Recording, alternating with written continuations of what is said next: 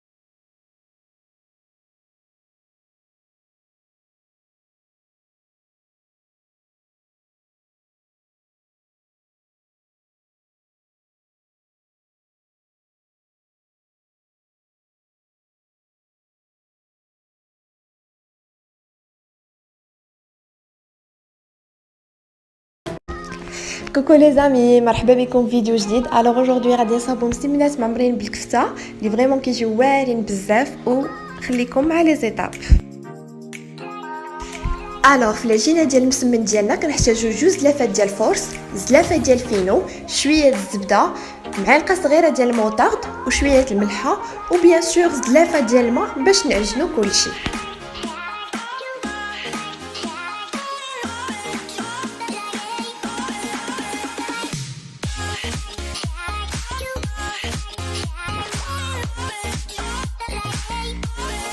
اي فوالا، ها هي العجينه ديالنا. غادي ناخذوها وغادي نديروها على شكل كويرات وغنخليوها ترتاح لمده ساعه عاد باش غادي نعمروا المسمنات ديالنا.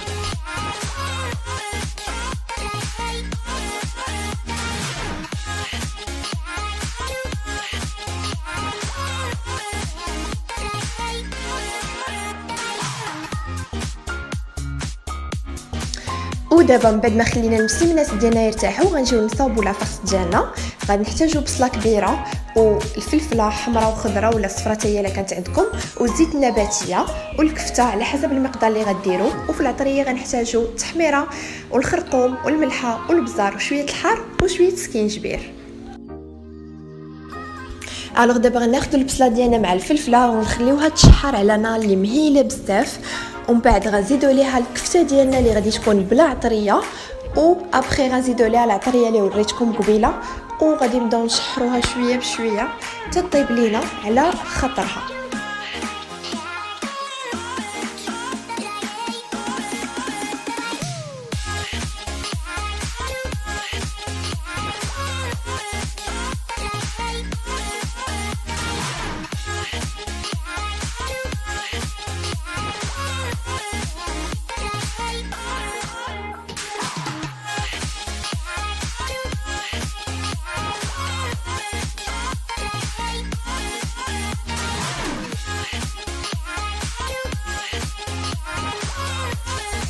اي فوالا، ها هي لاطاس ديالنا. من بعد ما طابت مزيان كنزيدو ليها شويه فرomاج روج غابي باش هكا تنسم لينا اكثر واكثر. الوغ كيف كتشوفوا دابا ذوبنا الزبده ديالنا في الكاسرونه وزدنا عليها شويه ديال الخميره الحلوه باش نعجنوا بهم المسمن ديالنا كيف كتشوفوا في لا فيديو.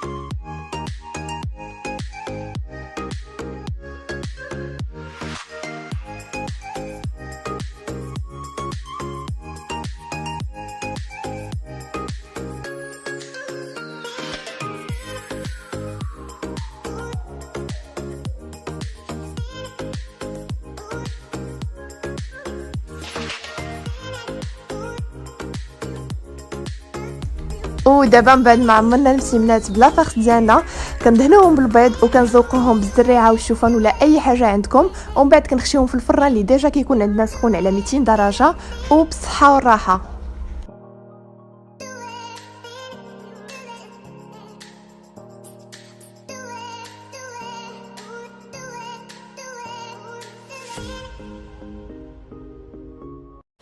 كوكو لي زامي، مرحبا بكم فيديو جديد. الوغ اوجوردي غنصاوبوا غريبه معلكه باللوز والكركاع. خليكم مع لي زيتاب.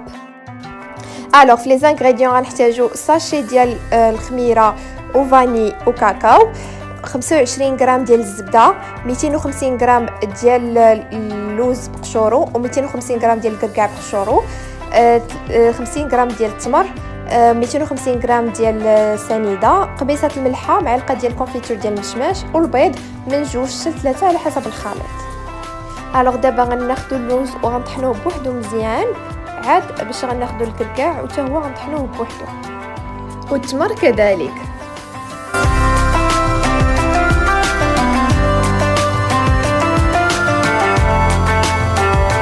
الوغ كيف كتشوفوا خديت كاع لي زانغريديون حطيتهم في ان بول ودرت غير 2 ديال البيضات. بين ما خلطت غادي نشوف ديك الساعات واش غادي نزيد البيضه الثالثه ولا لا.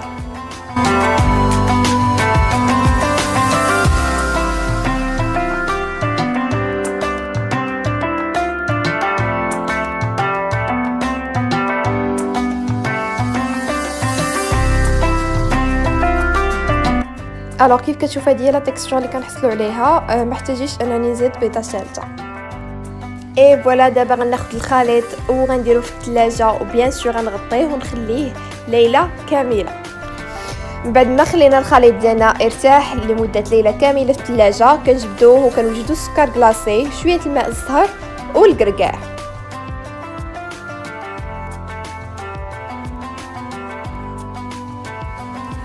الوغ دابا غناخذ شويه الماء الزهر ونديرو في يديا ونبدا نشكل كويرات تنكمل الخليط كامل ونخليها ترتاح لمده 5 دقائق.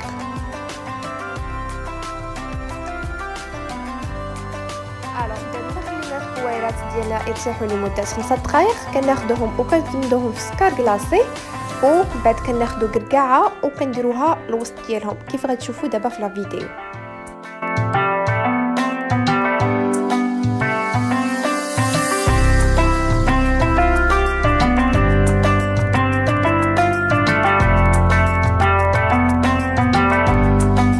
ودابا غناخذوا الحلوه ديالنا ونديروها في الفران، نشعلوا ليه على 160 درجه الفوق والتحت ونخليوها من 10 دقائق حتى لربع ساعه غير تشقق لينا ونخرجوها من الفران، ما نخليوهاش تنشف.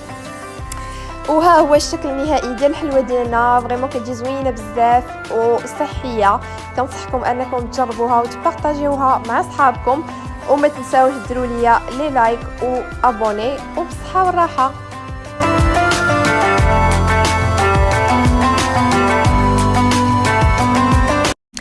كوكو لي زامي، مرحبا بكم فيديو جديد. الوغ اوجوردي غتكون اون نوفيل ريسيت لي فريمون زوينه بزاف، اللي هي تحليه او كيك بارد لي فريمون ساهل بزاف. الوغ كيف كتشوفوا كنحتاجو 2 بيضات، 110 غرام ديال السكر، 1 ساشي ديال الفاني، 55 غرام ديال الزيت، 70 غرام ديال الحليب، 110 غرام ديال الدقيق، و 3 ساشيات ديال الكاكاو، و ساشي ديال الخميره الحلوه. الوغ كيف كتشوفوا دابا هرسنا جوج بيضات، كنزيدوا عليها السكر و ساشي ديال الفاني، كنخلطوا كلشي بلو فوي، ما كنحتاجوش الباتور، ومن بعد كنزيدوا عليها الزيت.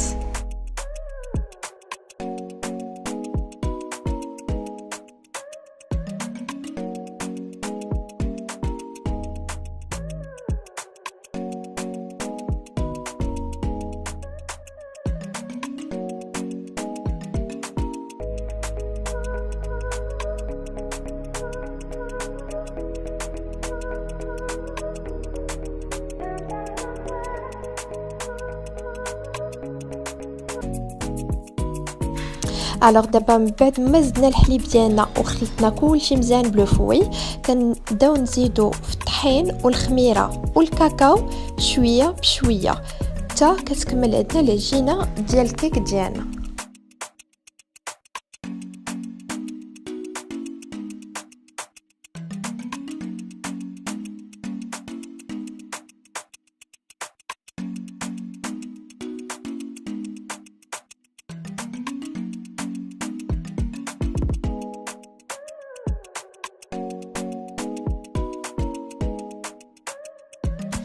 اي فوالا، ها هي العجينه ديال الكيك ديالنا كيفاش كتجي خفيفه وزوينه. الوغ دابا غادي ناخذ الكادر ديالي اولا الاطار ديالي اللي غندير فيه الكيك ديالي باش تخشيه في الفران، ولا كان عندكم داك المول اللي كيتحل غيكون احسن. المهم انا عندي غير هذا، وغادي نخشيه في الفران اللي ديجا سخون على 160 درجه.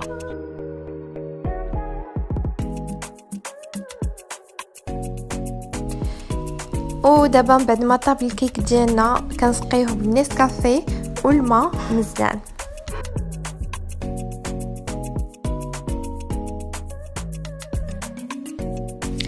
ودابا غندوزو نصاوبو الطبقه الثانيه ديال الكيك ديالنا. كنحتاجو 2 باكيات ديال الفلان كبار ديال الكراميل و750 مليلتر ديال الحليب و12 حبه ديال البسكوي. انا نستعمل هذا ديال بتيباغ، ولكن الا ما كانش عندكم تقدروا تستعملوا صابلي ولا هنريس. الوغ دابا غادي ناخذوا البسكوي وغادي نطحنوه مزيان، ومن بعد غادي نمشيو نصاوبوا الفلان اللي غنخلطوه مع الحليب فوق بوطه مهيله، وغنبقاو نحركوهم بلي فوي باش ما يجمدش لينا، ومن بعد غنزيدوه على البسكوي وغنخلطوهم مزيان وغنكبوهم على الكيك اللي صاوبنا قبيله.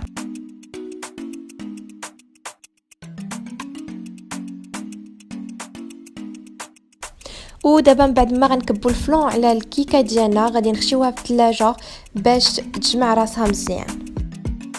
الوغ دابا غندوزو لاخر ايتاب اللي هي كانا الشوكولا. كنحتاجو 150 غرام ديال كريم فريش و 250 غرام ديال شوكولا نوار، وغنزيدو عليهم 30 غرام ديال الزبده ونخلطوهم مزيان، ومن بعد نكبوهم في الفلون ديالنا.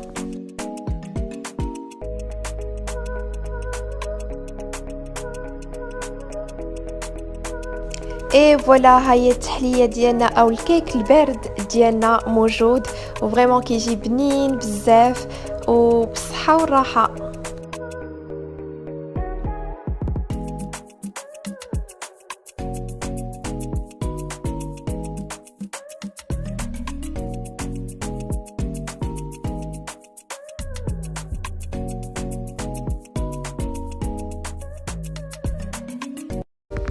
كوكو لي زامي، مرحبا بكم في فيديو جديد. الوغ اليوم غادي نصاوبوا لي كيش. كيف ما كتشوفوا ديجا وجدنا لاباط فيوتي، ديجا شاركناها معكم في الفيديو ديال لي شوسون، غنخليه لكم لتحت باش كتشوفوا كيفاش كنصاوبوا لاباط. ودابا غنبداو نشكلوا لاباط ديالنا في المول ديال لي كيش كيف كتشوفوا في لا فيديو.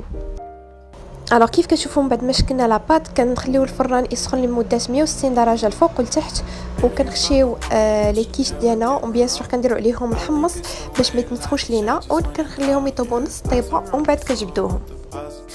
ودابا ندوزو لا فارس ديال لي كيش ديالنا. كنحتاجو بصله وفرomage غابي، شويه الملحه وشويه البزار، 3 البيضات، كريم فريش، معلقه كبيره ديال الجبلي والدجاج. وبيان سور الدجاج ديالنا يكون مقطع طريفات صغار. الوغ دابا كناخدو البصله ديالنا وكنخليوها تشحر شويه على نار اللي مهيله بزاف، ومن بعد كنزيدو عليها الدجاج اللي مقطعينو طيفات صغيورين، وكنزيدو عليها شويه الملحه وشويه البزار، وكنخليو كلشي يتشحر. Take a moment to unwind, fix yourself and realign yourself with the world, baby. Breathe slow, baby.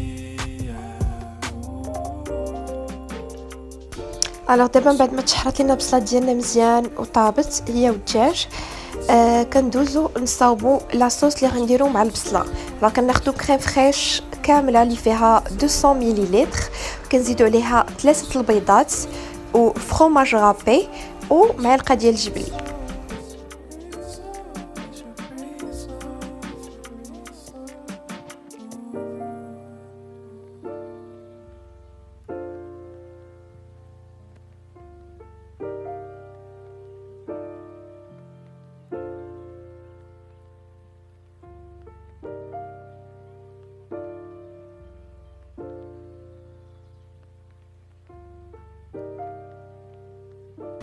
الوغ من بعد ما خلطنا كلشي بالفوي مزيان، كنزيدو شويه ديال الخميره حمراء، غير قولوا راس معلقه صغيره باش هكا يتنفخوا لينا لي كيش ديالنا مزيان.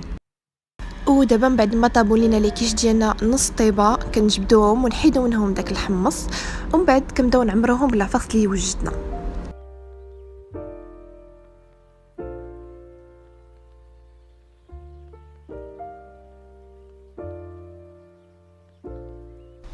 اي فوالا، من بعد ما عمرت لي كيش كنشعل الفران يسخن لمده 10 دقائق على 160 درجه، ومن بعد كندخل لي كيش كنشعل ليهم الفوق والتحت حتى كيطيبوا لينا مزيان وكيتحمروا عاد باش كنجبدوهم. I think it's the way life changes. اي فوالا، هذا هو الشكل النهائي ديال لي كيش ديالنا. فريمون كيجيو بنان بزاف وساهلين بزاف كيف شفتوا في لا فيديو، ما خداوش منا الوقت بزاف. وما تنساوش تشاركوهم مع صحابكم، وما تنساوش ديروا لي ابوني وتفعلوا الجرس هكا يوصلكم كاع الجديد اللي كندير.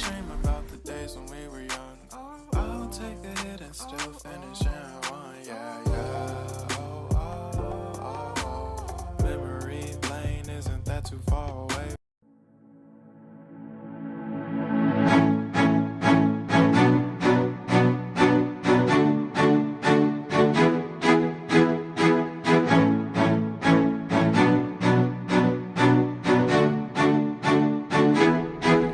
Coucou les amis, alors aujourd'hui on va préparer un burger qui est vraiment healthy ou vraiment بنين بزاف. خليكم مع les étapes.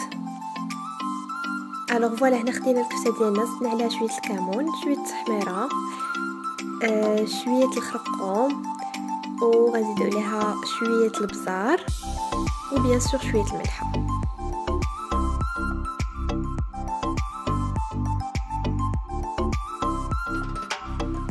وهنايا غادي نقطعوا شويه الربيع باش نزيدو على الكفته ديالنا، كم صايبينا واحد البنه اللي زوينه. وهنايا كيف كتشوفوا معايا غادي ناخذوا بصله ونقطعوها على طراف بحال هكا، ونزيدو عليها شويه الزيت ديال الطياب وشويه الملح وشويه البزار، ونخليوها تشحر على عافيه اللي مهيله.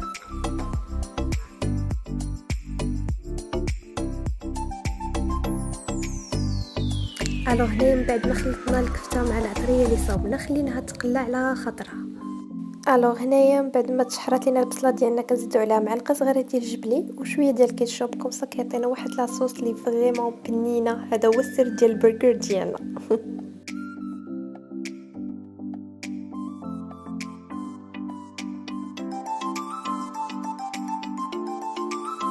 الوغ هنايا كناخدو البرجر ديالنا، هذا صوبنا في الدار، تنخلي لكم لي زانغريديون تحت لا فيديو. كناخدو معلقه ديال الجبلي كنديروها في البرجر، كنزيدو عليها الكفته اللي كنا طيبنا قبيله وشويه البصله، والبصله كنصحكم انكم تكثروا منها فريمون كتجي بنينه بزاف. وابخي غنزيدو عليها الخس، المطيشه والفرomاج كاري اي شويه الكيتشوب ضروري. اي فوالا، هذا هو الريزولتا ديال البرجر، وبصحه وراحه.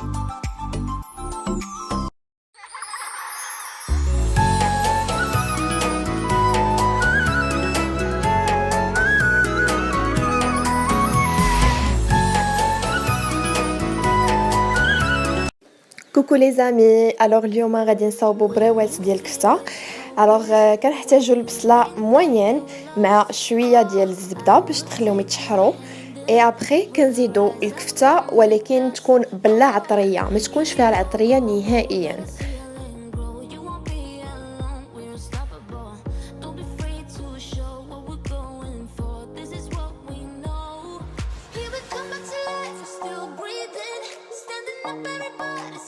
ودابا ابخي ما تشحرات لنا شويه البصله ديالنا مع الكفته، كنزيدو شويه البزار وشويه الملحه وشويه من العطريه ديال 5 زيبيس، راه كتبان عند العطار.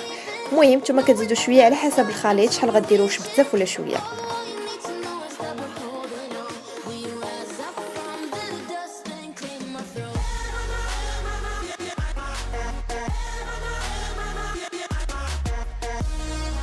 اي انsuite كنزيدو معلقه كبيره ما عمراش ديال الصوجه وكنخلطو مزيان داكشي.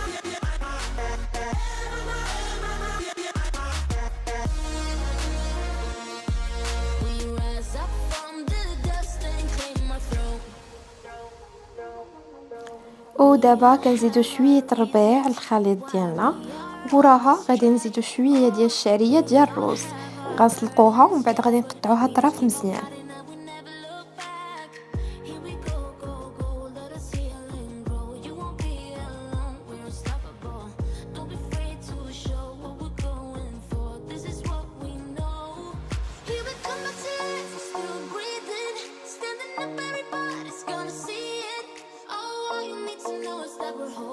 ودابا كنزيدو معلقه صغيره ديال الجبلي ولا ديال اي فخوماج عندكم.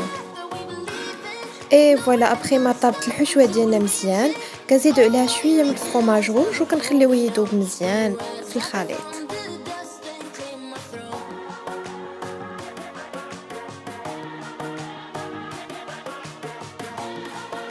المهم دابا الحشوه ديالنا موجوده وكيف كتشوفوا ساهله بزاف، وكيبقى لكم نتوما العماره كيفاش كتعمروها. حنا غنديروها على شكل سيجار وغنديروهم صغار بزاف وصافي هادشي اللي كاين، وبصحه والراحه.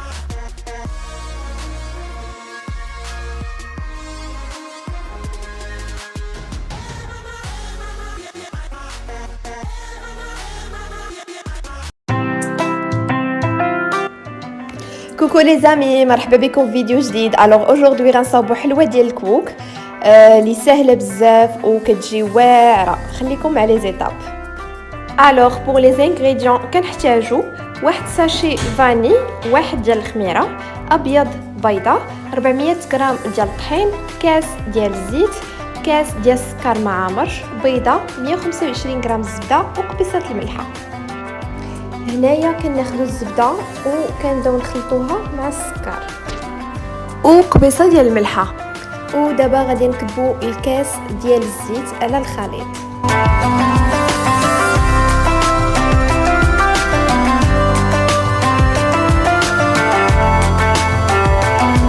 وغنزيدوا بيضه وساشي ديال الفاني ونخلطوا كلشي.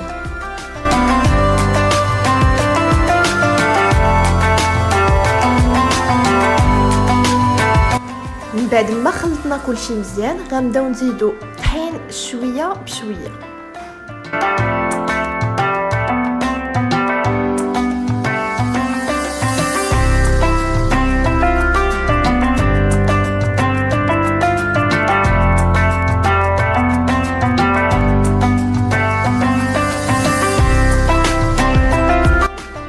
وغنزيدو عليهم ساشي ديال الخميره.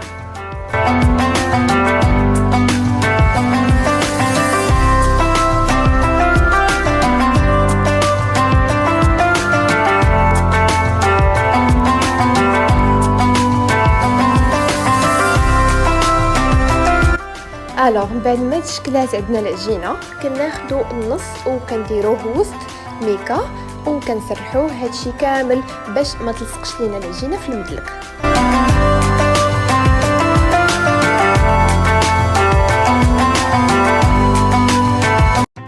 ودابا غادي نبداو نشكلوا العجينه ديالنا على شكل هلال بهذا المرشم.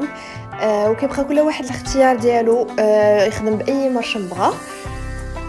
من بعد ما شكلنا الهلال كناخذوه وكندهنوا الوجه ديالو بابيض البيض ومن بعد كنحطوه على الكوك. اي فوالا ها هي الحلوه ديالنا واجده. غادي ناخذوها ونديروها في الفران، نشعلوا ليه الفوق والتحت على 180 درجه، وكطيب من 20 دقيقه الفوق، وبالصحه والراحه. وكما كتشوفوا المنظر ديالها كيجي رائع وبنينه بزاف. كنصحكم انكم تجربوها وتبارطاجوها مع صحابكم، وما تنساوش ديروا لي سبسكرايب وجيم.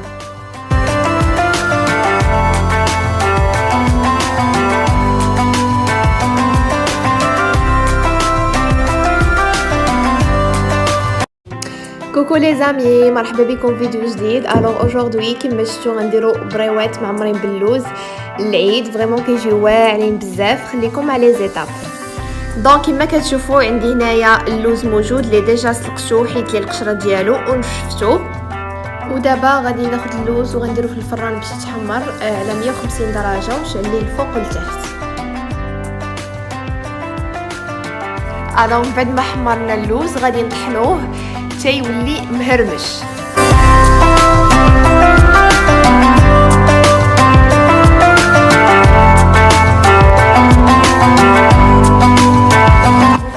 ودابا غادي ناخدو زلافه من هاد اللوز اللي طحنا ونخليوها جانبا، والباقي غادي نطحنوه مزيان تيولي على شكل عجينه ويخرج منه الزيت.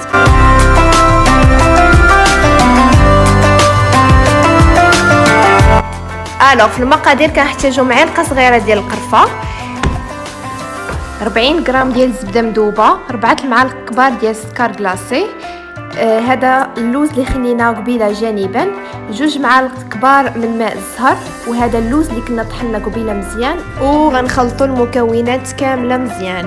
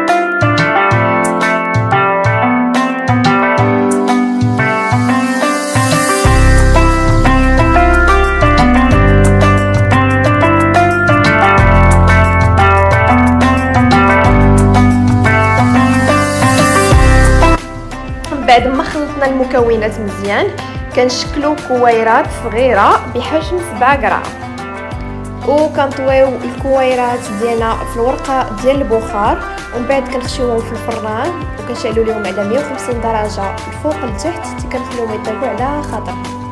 اي ابخي ما طابوا البريوات ديالنا كنشدوهم وكنخشيوهم في العسل وكنخليهم ليله كامله تيشربوا داك العسل مزيان.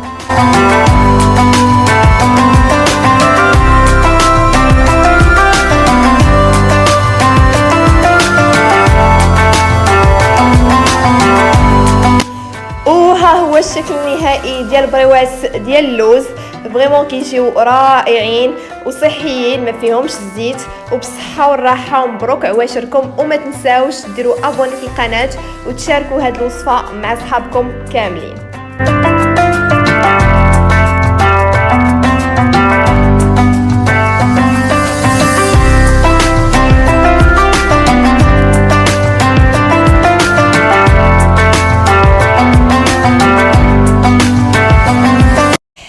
هلو لي زامي، مرحبا بكم في فيديو جديد. الوغ اوجوردي غنصاوب معكم واحد الحاله اللي فريمون ساهل بزاف وما كيحتاجش لي زانغريديون بزاف. الوغ كيف كتشوفوا كنحتاج 4 الكيسان الحليب، وشوكولا اغبيل نوار، نص كاس ديال السكر، 4 المعالق ديال النشا، 2 ساشيات ديال الكاكاو، والبسكوي كاري ديال بتي بور. ودابا كناخذوا البسكوي وكنغطسوه في الحليب باش نديروا الطبقه الاولى من الحاله.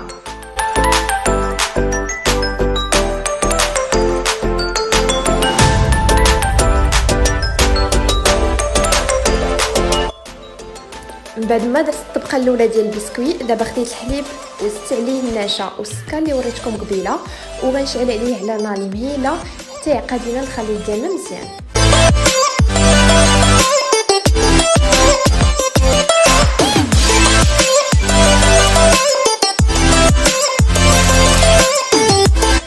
الوغ من بعد ما عقد لينا الخليط ديالنا على هذا الشكل، كنكبو النص على الطبقه الاولى ديال البسكوي والنص الثاني كنخليوه جانبا.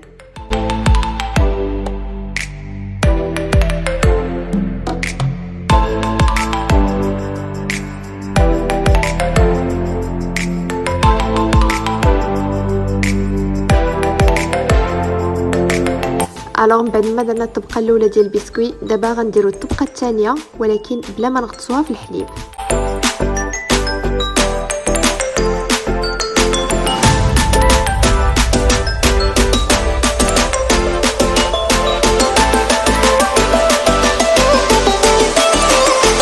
ودابا غناخذوا 2 ساشيات ديال الكاكاو وغنخلطوهم مع شويه ديال الحليب باش هكا ما يتعجنش لينا فاش نضيفوه على الخليط اللي خلينا جانبا.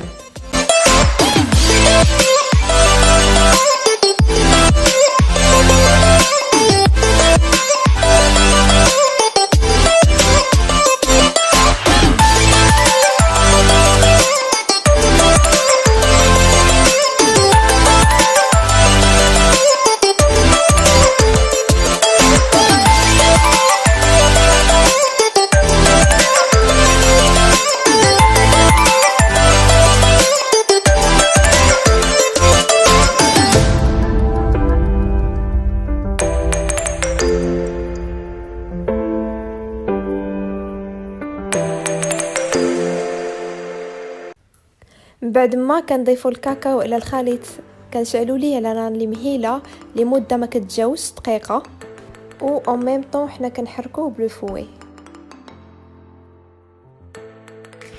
اي فوالا كناخذوا الخليط وكنكبوه فوق البسكوي اللي استفنا قبيله.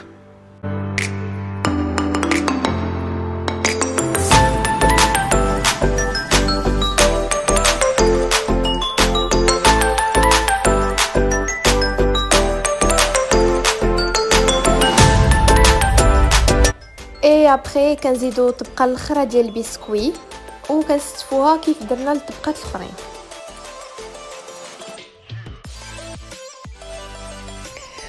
ودابا وصلنا للمرحله الاخرى ديال الحاله، كنصاوبوا الكاناش، كنديروا الحليب فوق نار مهيله بين ما سخن، كنطفيو العافيه عاد باش كنزيدوا عليه الشوكولا اللي وريتكم في الاول ديال الفيديو.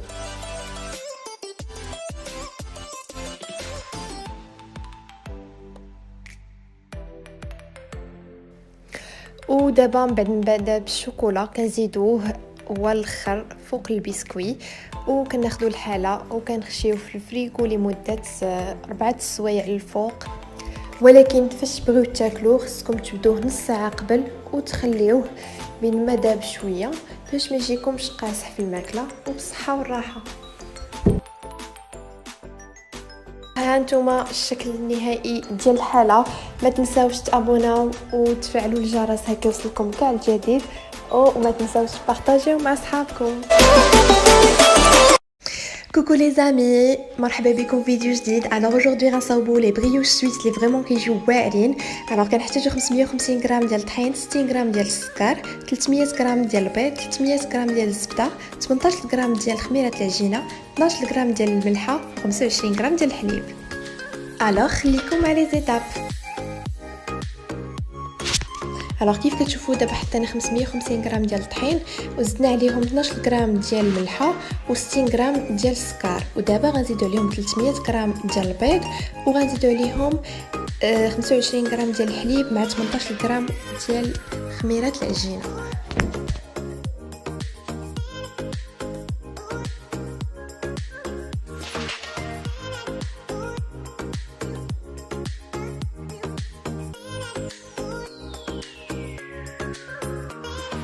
ودابا كنشعلوا العجانه ديالنا باش تعجن لينا كلشي. من الاحسن في هاد لا روسيت انه تكون عندكم العجانه، سينو اللي ما عندوش يمكن ليه يعجن باليد، غير هي كتاخذ الوقت بزاف والجهد.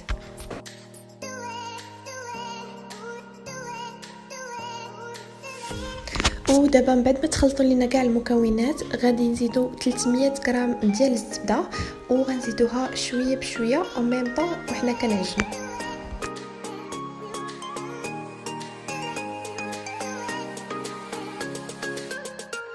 اي فوالا هي العجينه ديالنا وجدات وغنخليوها ترتاح لمده ساعه ونص.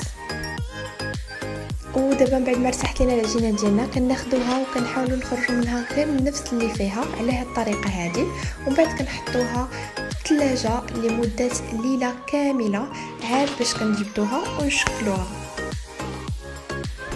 وبيان سور قبل ما ندخلوها الثلاجه ديالنا ضروري ما نديروا لها بابي سلوفان كومسا ما يدخل لها حتى شي حاجه.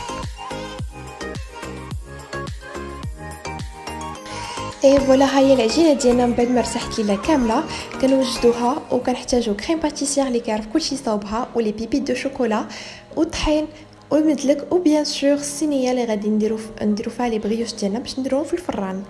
الوغ دابا غنبداو نشكلو لي بريوش ديالنا وكتبقى كل واحد والطريقه ديال التشكيله ديالو.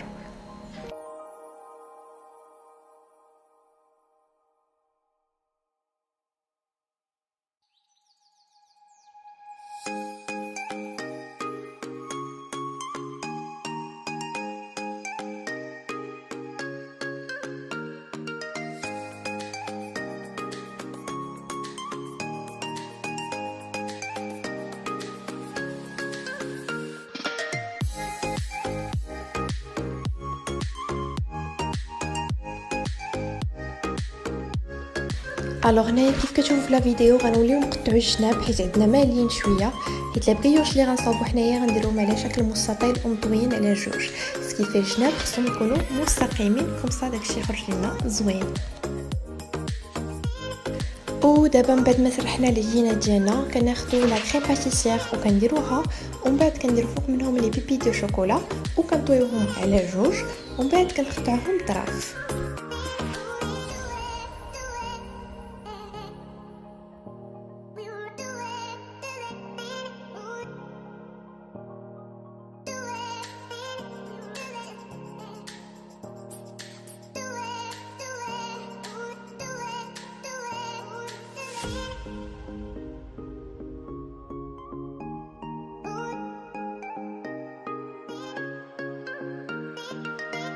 اي فوالا هما لي بريوش ديالنا من بعد ما قطعناهم غنخليوهم يخماروا حتى يضاعف الحجم ديالهم عاد باش نخشيوهم في الفران اللي خليناه ديجا يسخن لمده 10 دقائق على 140 درجه وبصحه والراحه.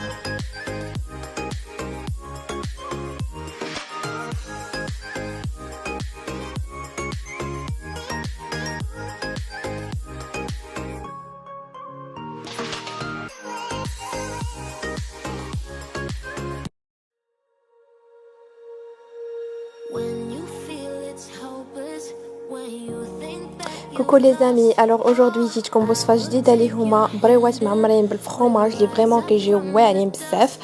الوغ لي زانغريديون كنحتاجو بصله خضاريه موين كنقطعوها طراف باش كنديروها في هاد العيبه وباش كتخرج لينا على شكل طريفات صغار. لما كانت عندكم قطعوها غير بالموس المهم تخرج لكم بحال هكا.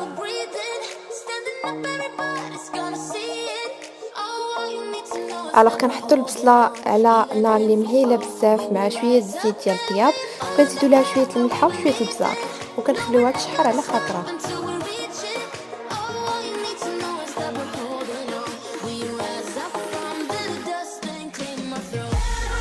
الوغ بين ما تشحرات لينا البصله ديالنا كناخذوا واحد جبلي كامل وكيري كنحتاجوا 11 قطعه ولا فاش كيري كناخذوا منها 8 القطع وكنديروهم في ان بول كاملين بين ما تشحرات لينا البصله ديالنا وكنزيدوها عليهم.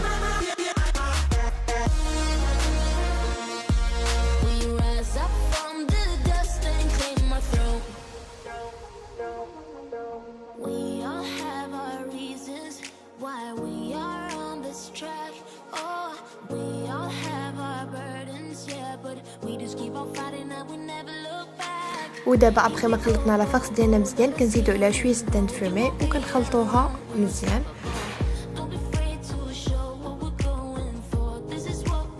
ودابا كنعمروا البريوات ديالنا على شكل سيجار ومن بعد كنخشيوهم في الفران اولا كنقليوهم على حسب الاختيار ديالكم وبصحه والراحه.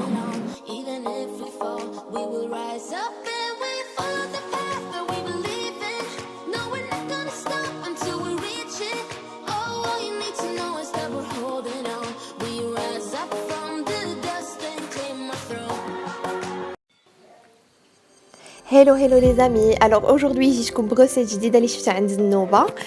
الوغ لا غوسيت هي لي براوني اللي فريمون جاو بنان. كنحتاجو 150 غرام ديال السكر، 150 غرام ديال الطحين، 100 غرام ديال الزبده، نص كاس ديال الزيت، ساشي ديال الفاني وجوج بيضات و 200 غرام ديال شوكولا نوار تكون فيه بلس 50% ديال الكاكاو وشويه ديال الملح بيان سور. الوغ دابا كيف كتشوفوا غناخدو الشوكولا ديالنا وغندوبوها مع الزبده على عافيه مهيله و هنايا دارت لينا الشوكولا بيان سور. غادي نخليوها تبرد وغنمشيو نقطعوا الشوكولا اللي خلينا قبيله، حيت قبيله غتشوفوا كوم راه ما حطيتش الشوكولا كامله في الكاسرونه وصافي. دابا غادي نزيدو عليها نص كاس ديال الزيت ودابا غنزيدو عليها 150 غرام ديال السكر وغنخلطوها مزيان. ودابا غنزيدو شويه الملحه وراها غنزيدو جوج بيضات عاد باش غادي نزيدو الطحين هي اخر حاجه وراها ساشي ديال الفاني.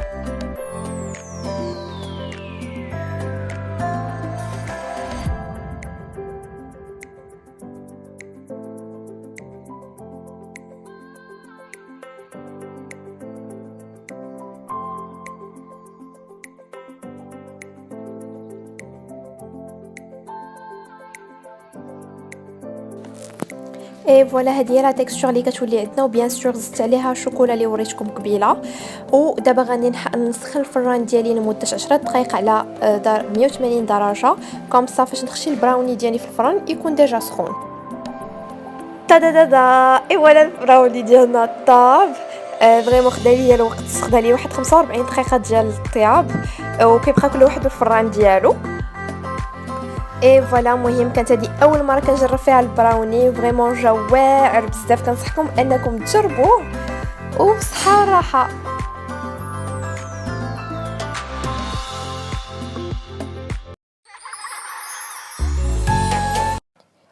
Coucou les amis, alors aujourd'hui جيتكم بغوسيت جديدة اللي هي تيراميسو. alors كيف كتشوفوا في لي انغريديون كنحتاج واحد ساشي ديال الفاني والبسكويت ديال سبيكولوس غادي تلقاو في مرجان ولا كارفور و اون بواط دو ماسكاربون و كريم فريش اولالا. نحتاجو جوج وغنحتاجو كولاكاو وغنحتاجو نيسكافي و 3 معالق ديال السكر. الوغ كناخدو ان بول وكنديرو فيه الماسكاربون كامل وكنزيدو عليه ساشي ديال الفاني وكنخلطو كلشي بالباتور.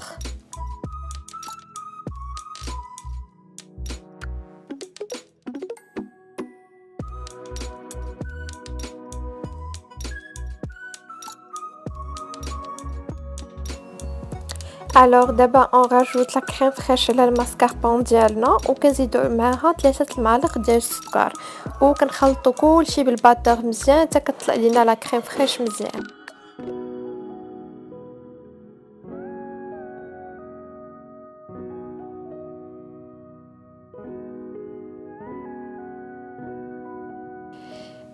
الوغ دابا زدنا شويه كولاكاو اولا نيسكويك على حسب شنو عندكم على لا كريم فريش ديالنا والماسكاربون. سينو الا ما بغيتوش تزيدوه ما تزيدوش، كيبقى لكم اختياري.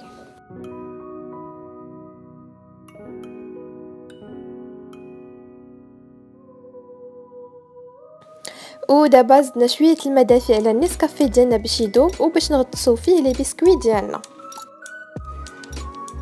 الوغ دابا كناخدو لو مول ديالنا وكنديرو طبقه ديال البسكويت، طبقه ديال الكريم، طبقه ديال البسكويت، طبقه ديال الكريم تا كنساليو كلشي.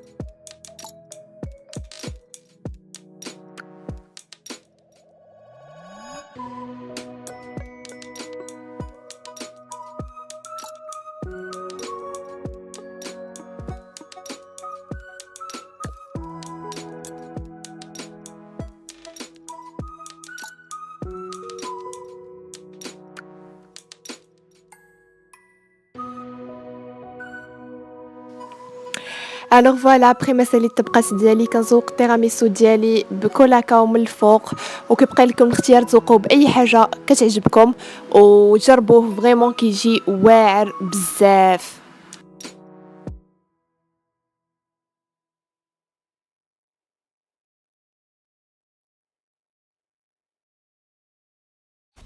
كوكو لي زامي، الوغ اليوم جيتكم بوصفه جديده اللي هي لي شوسون. الوغ دابا غادي نصاوبوا لاباط ديال لي شوسون. كنحتاجوا 250 غرام ديال الطحين، 200 غرام ديال الزبده و100 غرام ديال الماء. ودابا كنزيدوا عليها شويه الملحه وكنبداو نجمعوا العجينه بشويه بشويه، ما كنعجنوهاش غير كنجمعوها وصافي كيف كتشوفوا في لا فيديو.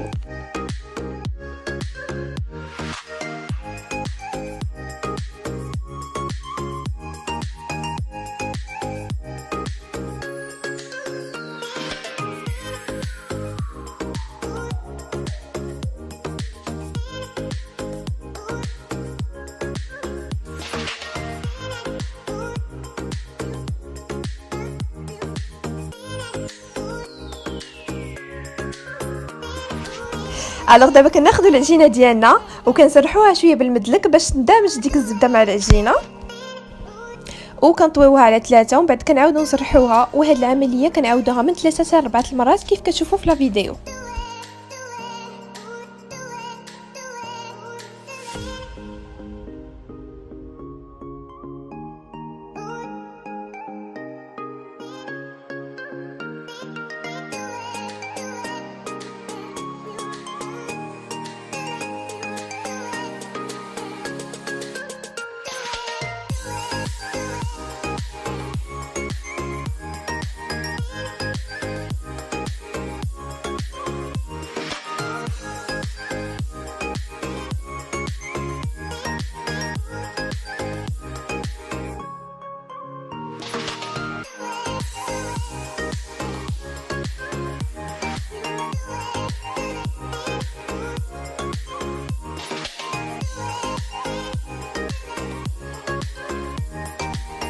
اي فوالا هذا هو الريزولطا فينال ديال لاباط فيوتي ديالنا. ودابا غندوزو لا فارس. الوغ بالنسبه لا فارس كناخذوا بصله صغيره كنديروها مع شويه الماء وصدر ديال الدجاج وكنخليهم يتغلاو على نار اللي مهيله بين ما طابو، يعني ما عندهمش واحد الوقت محدد.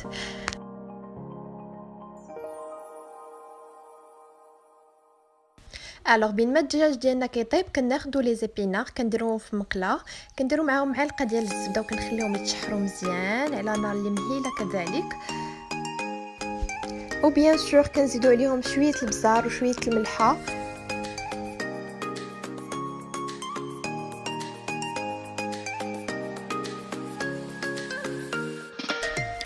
الوغ ابري ما طابلينا الدجاج والبصله ديالنا كنصفيوهم من الماء وكنزيدوهم على لي زيبينار ديالنا.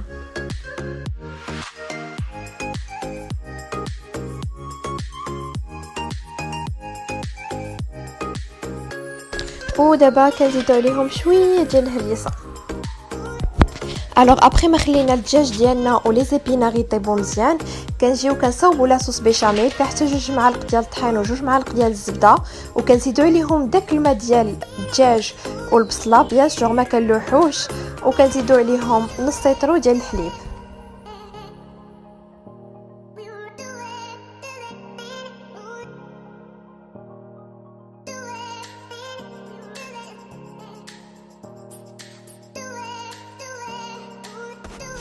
وبيان سور كنخلطوا كلشي بلو مزيان وكنزيدوا عليه شويه الملحه وشويه البزار. وبيان سور لا ما عقداتش لكم البيشاميل دغيا كتزيدوا عليها شويه الطحين وكتعقد دغيا.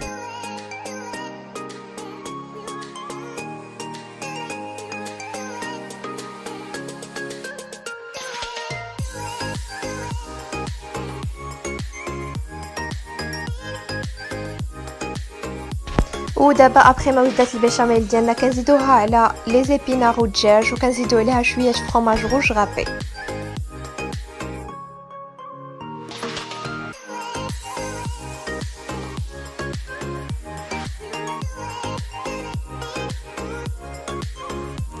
وهذا هو الريزولطا فينال ديال لا فارس ديالنا. فريمون كتجي بنينه بزاف. الوغ دابا كناخدو العجينه ديالنا وكنسرحوها ومن بعد كنبداو نقطعوها على شكل دوارات باش كنعمرو فيها لافارت ديالنا.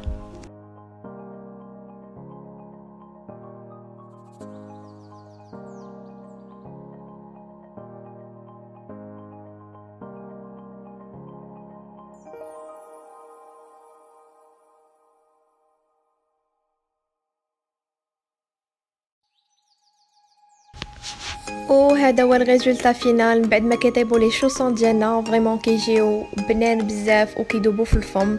كنصحكم انكم تجربوهم وبصحه والراحه.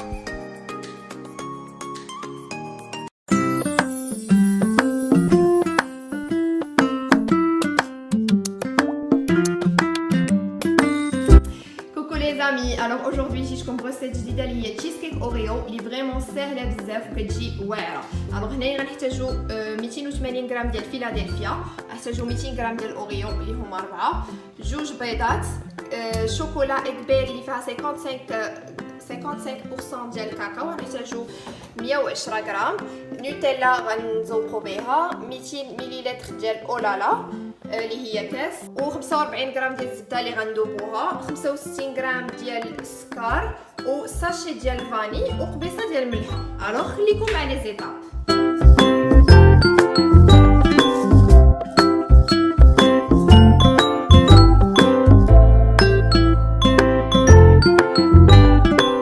المهم كيف شفتوا معايا خديت اوريو ديالي ودرتو هنايا باش يتطحن. هانتوما كيولي عندكم بحال هكا.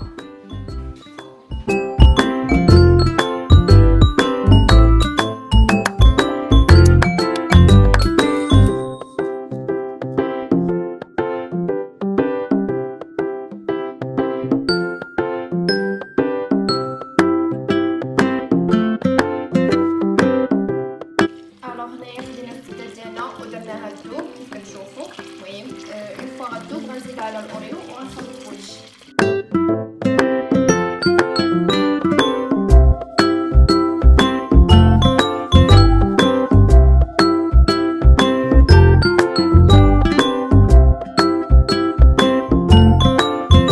دابا مني خلطنا الزبده مع اوريو ديالنا غادي نشدو غادي نديروه فوق هاد المول هذا.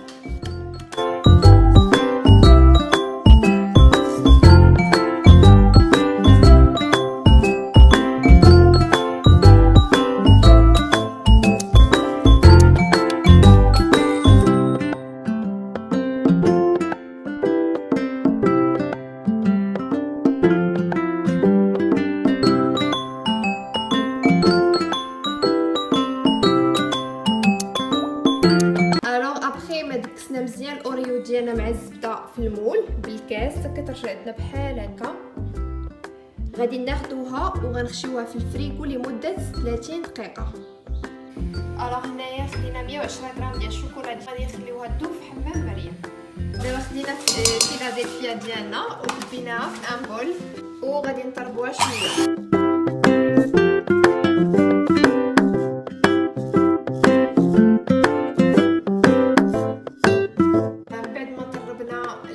الفيلادلفيا بالباتر غنزيدو عليها كريم فريش وغنزيدو عليها السكر ديالنا وساشي ديال الفاني، ودابا غنزيدو الملح.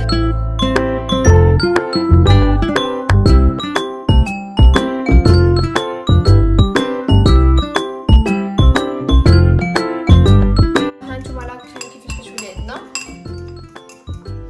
كتجي خفيفه بزاف وما كطربوهاش بزاف، كطربوها غير شويه. الوغ ابخي ما داب لينا الشوكولا غناخدوه وغنزيدوه على لا كريم.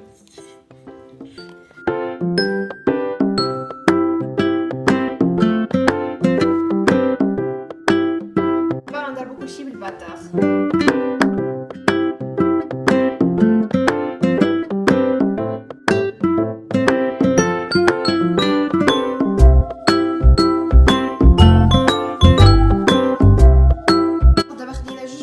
ودرناهم هنايا باش نخلطوهم بالفوي مزيان. كما خلطنا البيض ديالنا غنزيدو على لا كريم، نخلطو كلشي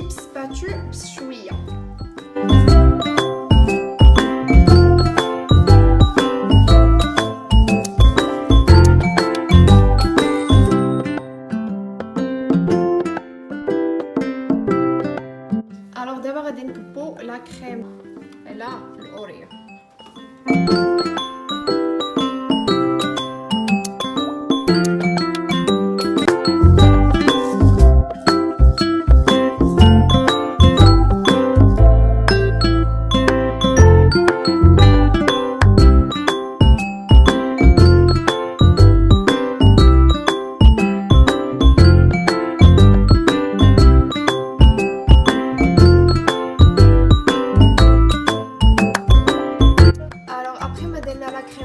وصوبناها مزيان فوق الاوريو.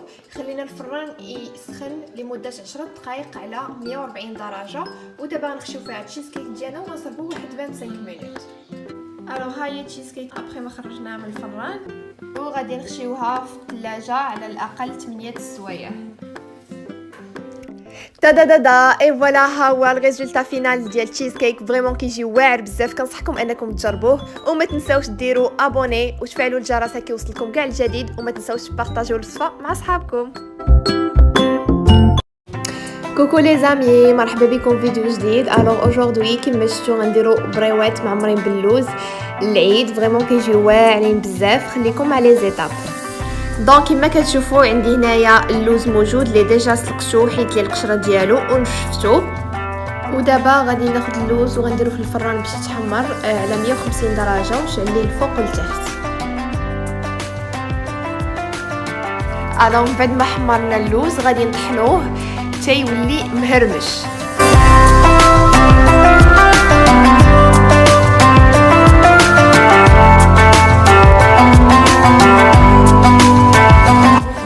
ودابا غادي ناخدو زلافه من هاد اللوز اللي طحنا ونخليوها جانبا، والباقي غادي نطحنوه مزيان تيولي على شكل عجينه ويخرج منه الزيت.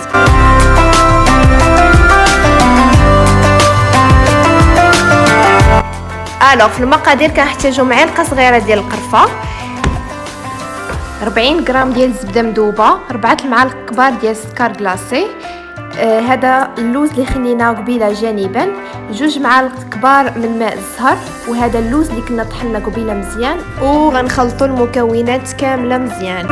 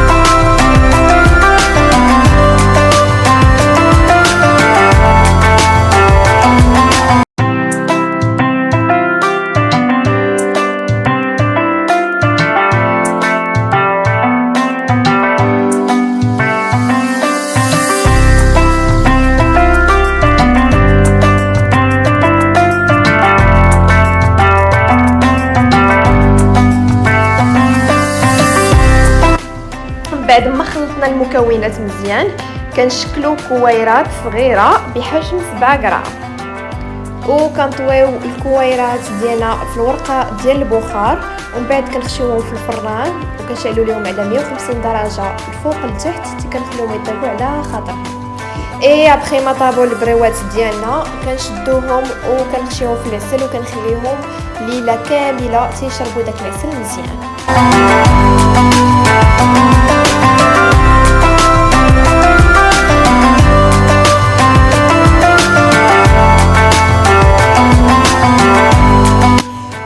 هو الشكل النهائي ديال البريوات ديال اللوز. فريمون كيجيو رائعين وصحيين، ما فيهمش الزيت، وبالصحه والراحه، ومبروك عواشركم. وما تنساوش ديروا ابوني في القناه وتشاركوا هذه الوصفه مع صحابكم كاملين.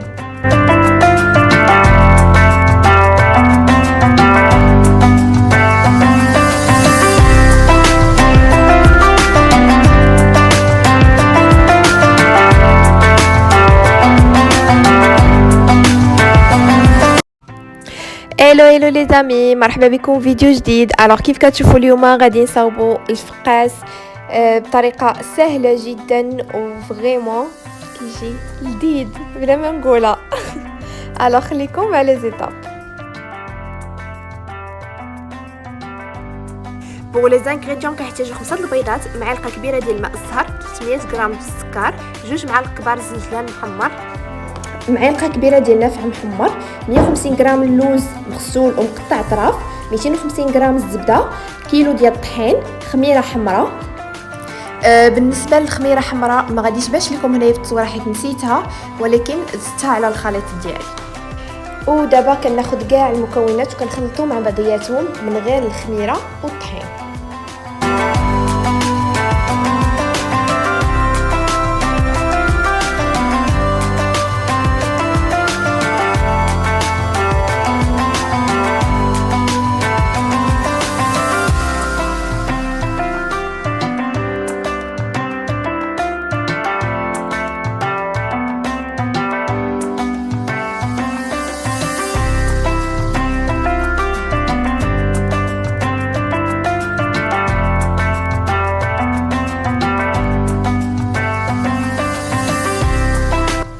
بعد ما كيولي عندنا الخليط متجانس كنبداو نزيدو الطحين تدريجيا.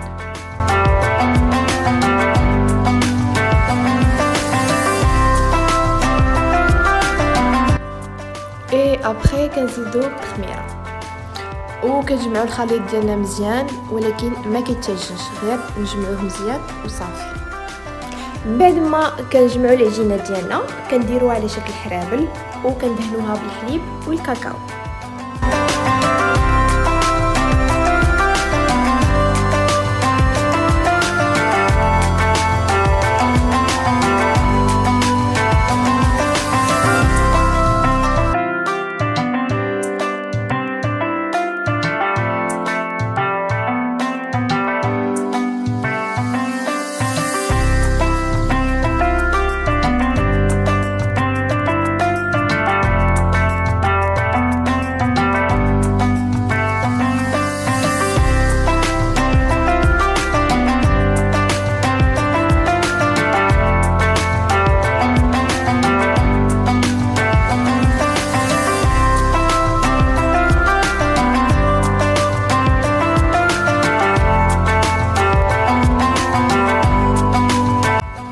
الو بعد ما شكلنا الحرابل ديالنا ودهناهم واستفناهم في الصينيه كناخذوهم وكنخشيوهم في الفران على 150 درجه وكنشعلوا لهم غير لتحت وكنخليوهم يطيبوا نص طياب، ومن بعد كنشعلوا لهم شويه الفوق وكنحطوهم. والمده اللي غتخليوه في الفران كتختلف من الفران الاخر، المهم غير يشد راسو ويطيب نص طياب خرجوه. من بعد كناخذوه كنديروه كنلويوه في شي زيف وكنخشيوه في الثلاجه ليله كامله.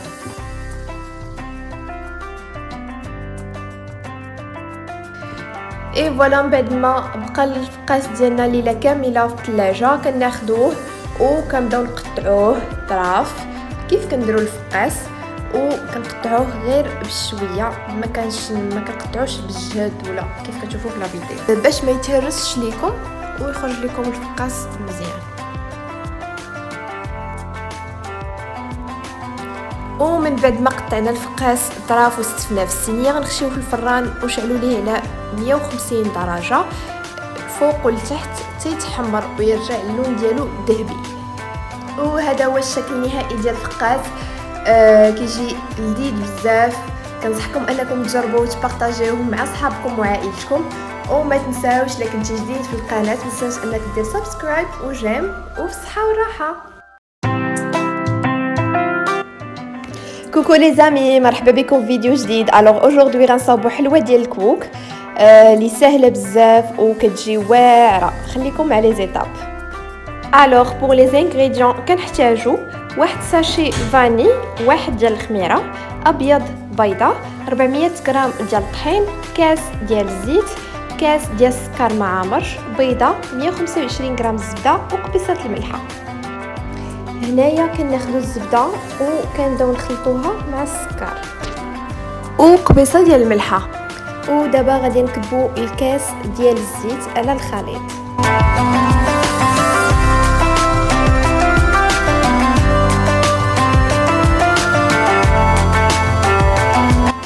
وغنزيدو بيضه وساشي ديال الفاني ونخلطو كلشي.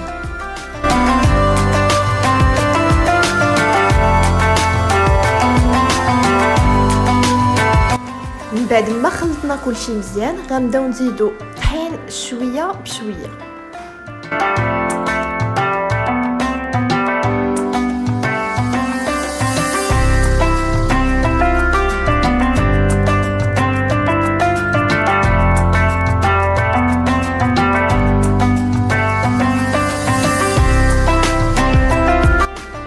وغنزيدو عليهم ساشي ديال الخميره.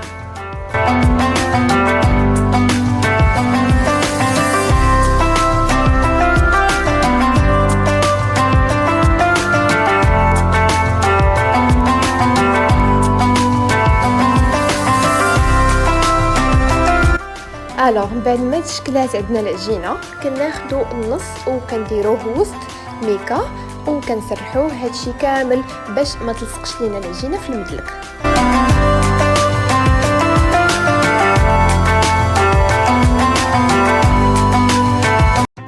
ودابا غادي نبداو نشكلو العجينه ديالنا على شكل هلال بهذا المرشم. وكيبقى كل واحد الاختيار ديالو يخدم باي مرشم بغا. من بعد ما شكلنا الهلال كناخذوه وكندهنوا الوجه ديالو بابيض البيض ومن بعد كنحطوه على الكوك. اي فوالا هي الحلوه ديالنا واجده. غادي ناخذوها ونديروها في الفران نشعلوا ليه الفوق والتحت على 180 درجه وكطيب من 20 دقيقه الفوق وبالصحه والراحه. وكما كتشوفوا المنظر ديالها كيجي رائع وبنينه بزاف. كنصحكم انكم تجربوها وتبارطاجوها مع صحابكم وما تنساوش ديروا لي سبسكرايب وجيم.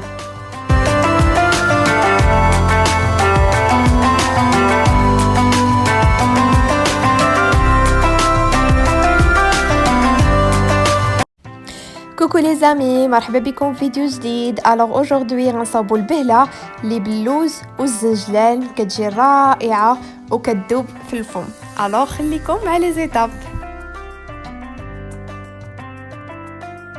الوغ بور لي انغريديون كنحتاجو نص كيلو ديال الطحين، كاس ديال الزنجلان محمر، كاس ديال الزيت، كاس ديال اللوز مصهد ومهرمش، 180 غرام ديال السكر، 150 غرام ديال الزبده وجوج ساشيات ديال الخميره. ودابا كناخذوا الطحين والزبده والسكر وكنعجنوهم بالعجانه. سينو اللي ما عندهاش العجانه بدلك المكونات غير بيديها.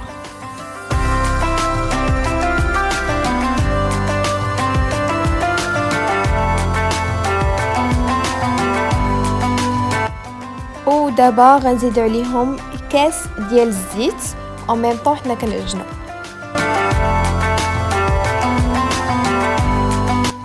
من بعد ما كيتخلطوا لينا المكونات كنزيدو عليهم اللوز مهرمش والزنجلان والخميره.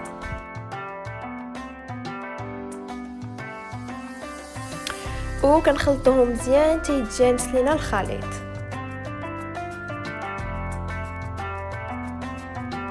اي فوالا هاي العجينه ديالنا موجوده. كنخليوها ترتاح على الاقل نص ساعه.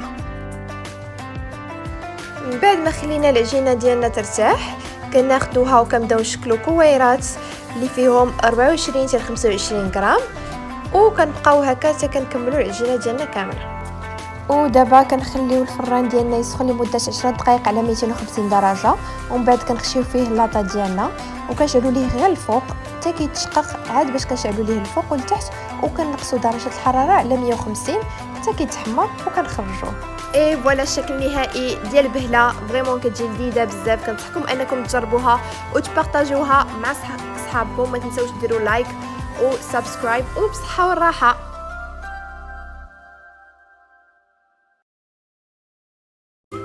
كوكو لي زامي، مرحبا بكم في فيديو جديد. الوغ اوجوردي غنصاوبوا البان برجر وخليكم مع لي زيتاب. لهاد الوصفه كنحتاجو نص كيلو ديال الطحين، 2 معالق كبار ديال الزبده، 2 كيسان ديال الحليب، معلقه كبيره ديال السكر، معلقه كبيره ديال خميره العجينه ونص معلقه صغيره ديال الملحه. الوغ دابا كناخذوا الطحين وكنغربلوه مزيان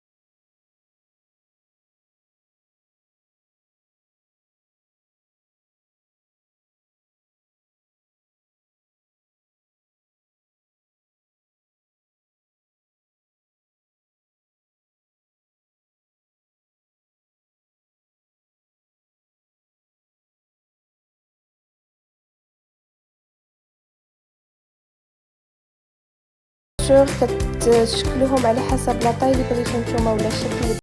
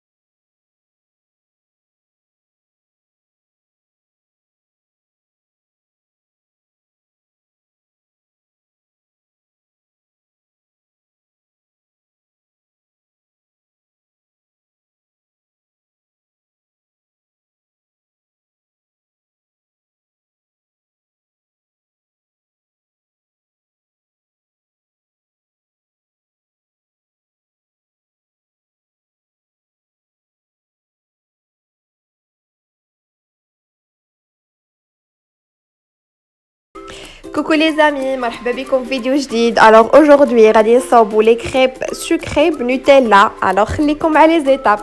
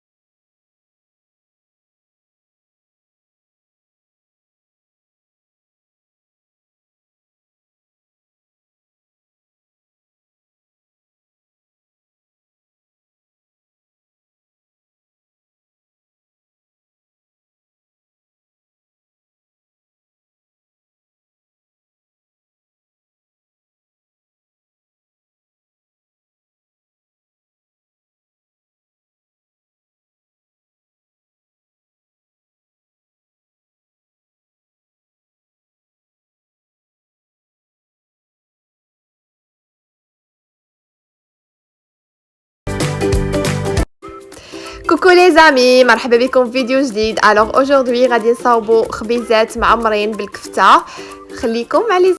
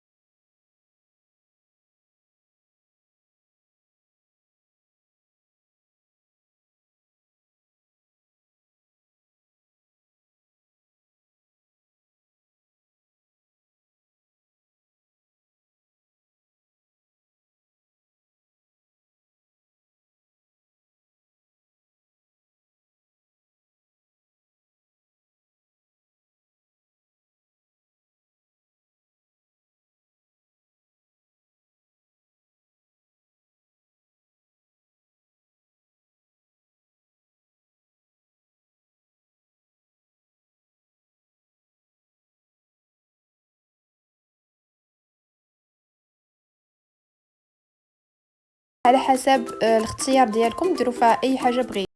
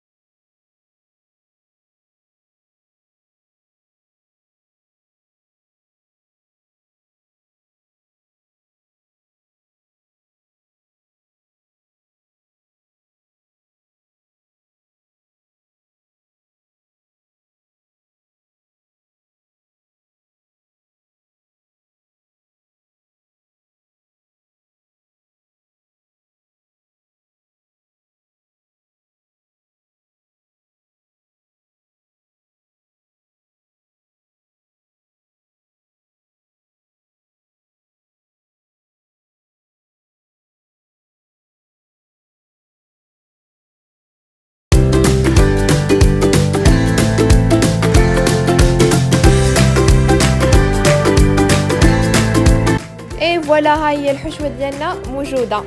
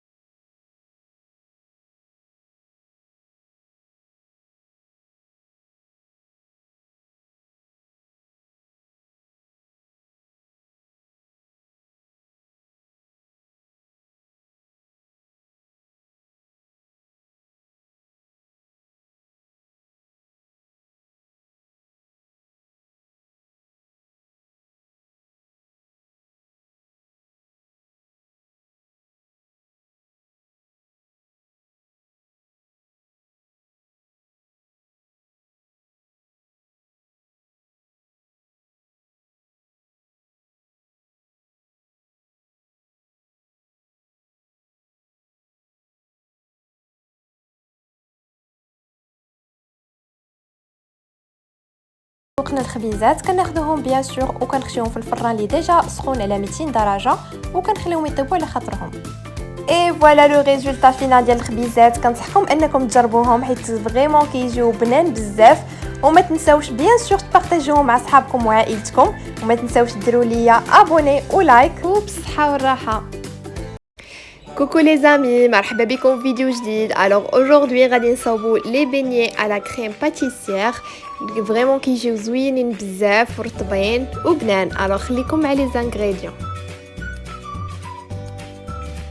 الوغ كنحتاجو 3 البيضات، 100 غرام الزبده مذوبه، كاس ديال الحليب دافي، 4 المعالق كبار ديال السكر، معلقه صغيره ديال الملحه، قشور ديال الحامض، 10 غرام ديال خميره العجينه، ساشي ديال خميره الحلوى وساشي ديال الفاني.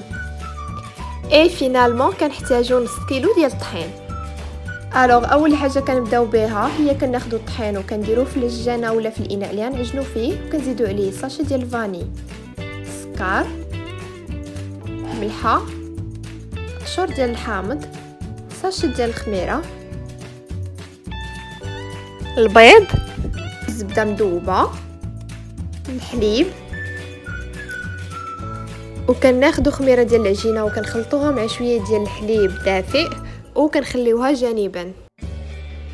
ودابا كنبداو نجمعوا في الخليط ديالنا وكنزيدوا عليه الخميره والحليب دافي اللي خلينا جانبا حتى كنحصلوا على خليط متجانس وعجينه رطبه.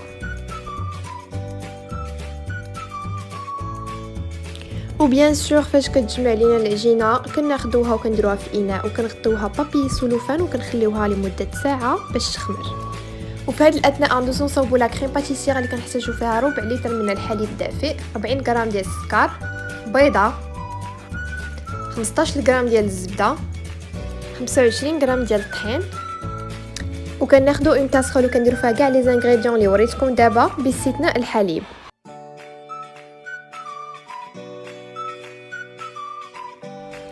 ومن بعد ما كنحطوها فوق عافيه مهيله كنزيدوا عليها نص ديال الحليب وكنبداو نخلطو مزيان بلو فوي، ومن بعد كنزيدو النص الاخر.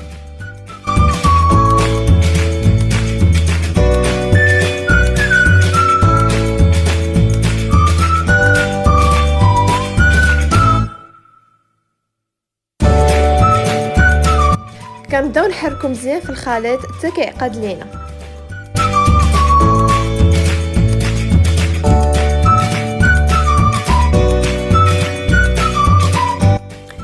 فوالا هي لا كريم باتيسير ديالنا موجوده. من بعد ما عقدت لينا غادي نحطوها باش تبرد.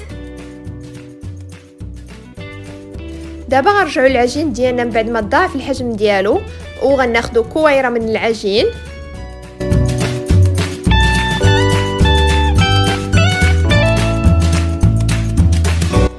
وغنحطوه فوق سطح العمل اللي ديجا رشيناه بالطحين وغنبداو ندلكو فيها.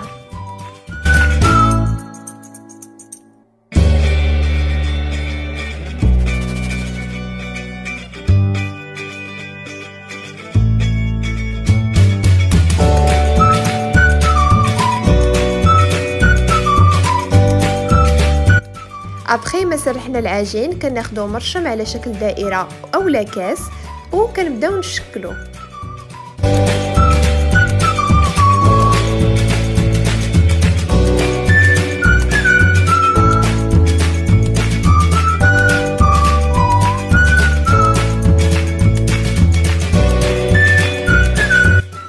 وكنستمروا بهذه الطريقه حتى كنكملوا العجينه كامله.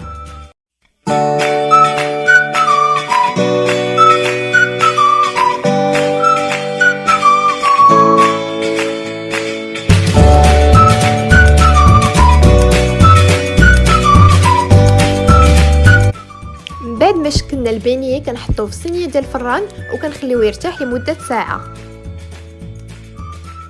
من بعد ما ارتاحوا لي بانيه ديالنا كناخذوا مقله تكون شويه غارقه وكنديروا فيها الزيت وكنخليوها تسخن على خاطرها عاد باش كنبداو نحطوا لي بانيه ديالنا وكنقصوا العافيه.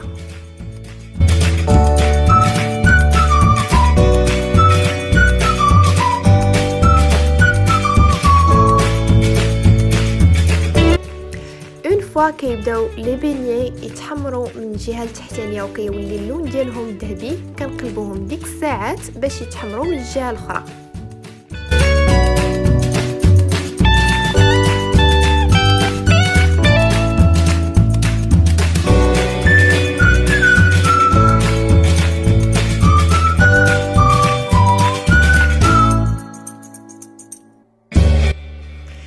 فوالا ها هما لي بيني ديالنا بعد ما طابوا وخليناهم يبردوا على خاطرهم.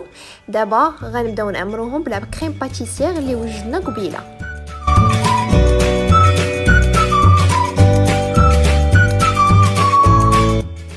بيان سور من بعد ما عمرنا لي بيني بلا كريم باتيسير وباش يكون عندهم واحد المنظر جميل وعاطي للعين كنرشوهم بالسكر كلاصي. كنتمنى ان هاد لا غيسيت تعجبكم وتبارطاجيوها مع صحابكم، وبيان سور ما تنساوش ديروا لي لي لايك باش تشجعوني اكثر وديروا لي ابوني وبصحه والراحه.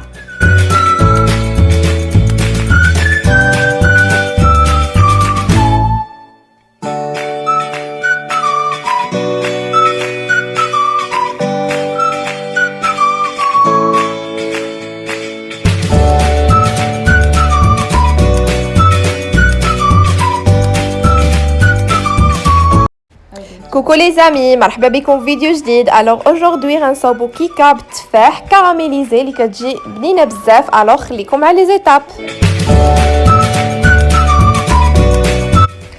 alors في المقادير كنحتاجو 4 البيضات، كاس ديال السكر، كاس ديال الطحين، 2 ساشيات ديال الخميره، ساشي ديال الفاني، كاس ديال الزيت، 2 ولا 3 تفاحات مقطعين على هذا الشكل. اول حاجه كناخذوا المول اللي غنديروا فيه الكيكه وكندهنوه بالزبده وكنرشوه بالطحين، ومن بعد كناخذوا السكر وكنبداو نرشوه على المول بهذا الشكل.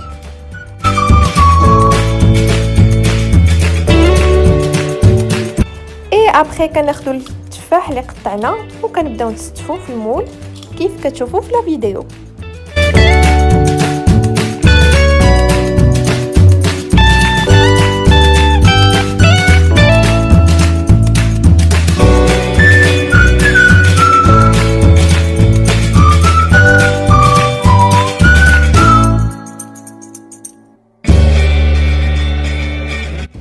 اي فوالا ابخي ما استفنا التفاح في المول كناخذوا السكر وكنعاودوا نرشوه من الفوق باش يولي عندنا تفاح كراميليزي.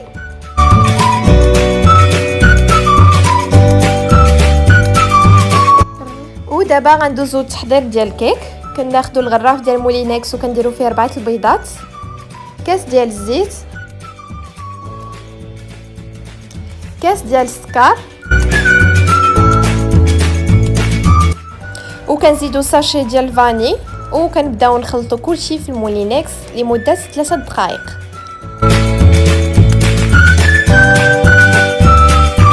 اي فينالمون كنزيدو كاس ديال الطحين و2 ساشيات ديال الخميره وكنبداو نخلطو كلشي في مولينكس حتى كنحصلوا على خليط متجانس.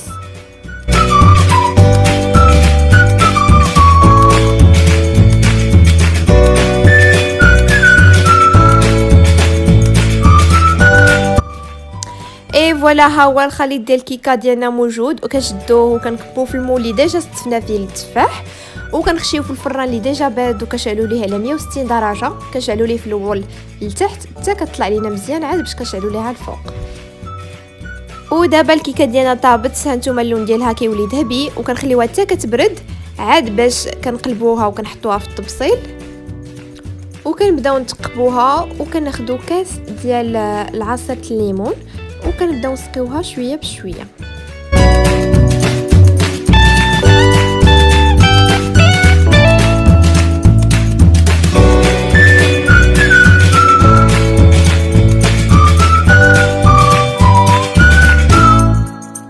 اي فوالا لو ريزولطا فينال ديال الكيكه. كنتمنى انها تكون عجباتكم وما تنساوش تجربوها وتبارطاجيوها مع صحابكم وعائلتكم، وما تنساوش بيان سور ديروا لي لي لايك وتخلي لي دي كومونتير و بصحه والراحه. فيديو جاي ان شاء الله. باي باي.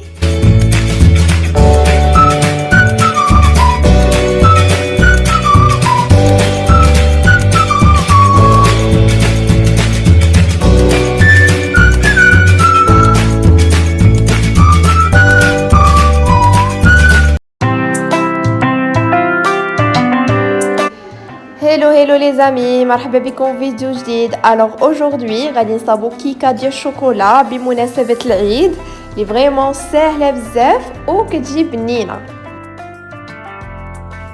في لي زانغريديون كنحتاجو 2 ساشيات ديال الخميره، كاس ديال الزيت، كاس ديال السكر، شوكولا نوار 50% كاكاو، 4 البيضات، كاس ونص ديال الطحين. كيف كتشوفوا في لا فيديو غادي ناخذ الشوكولا ونذوبوها مع شويه الحليب على نار اللي مهيله مع التحريك المستمر باش ما تحرقش لينا.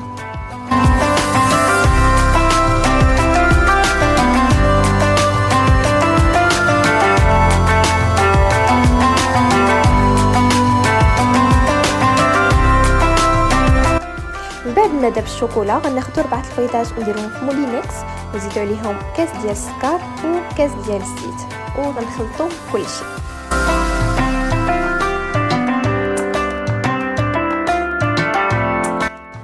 من بعد غنزيدوا الشوكولا اللي ذوبنا قبيله.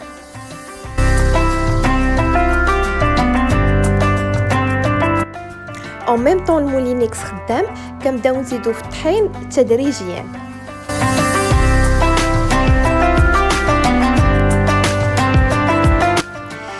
ابري كنبداو نزيدو في 2 ساشيات ديال الخميره و بيان سور غنخلطو كلشي.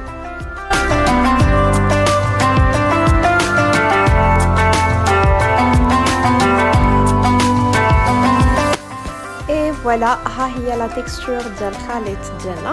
كناخذوا المول وكندهنوه بالزبده والطحين وكنبداو نكبو في الميلونج ديالنا بشكل متساوي هكا ما تخرجش لينا جهه طالعه وجهه نازله. دابا كنخشيو الكيكه ديالنا في الفران اللي ديجا بارد وكنشعلوا ليه على 160 درجه الفوق لتحت بالمطاط. ها هو الريزولطا فينال ديال الكيكه. دابا غادي ناخذها ونزوقها بنوتيلا مذوبه مع الحليب، وكيبقى لكم الاختيار تزوقوها باي حاجه بغيتو ولا اي حاجه متوفره عندكم.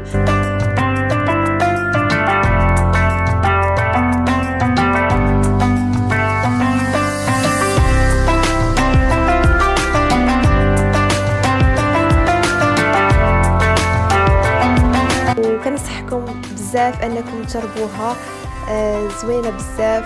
وما تنساوش بارطاجوها مع صحابكم، وما تنساوش ديروا ليا ابوني وجيم، وبالصحه والراحه.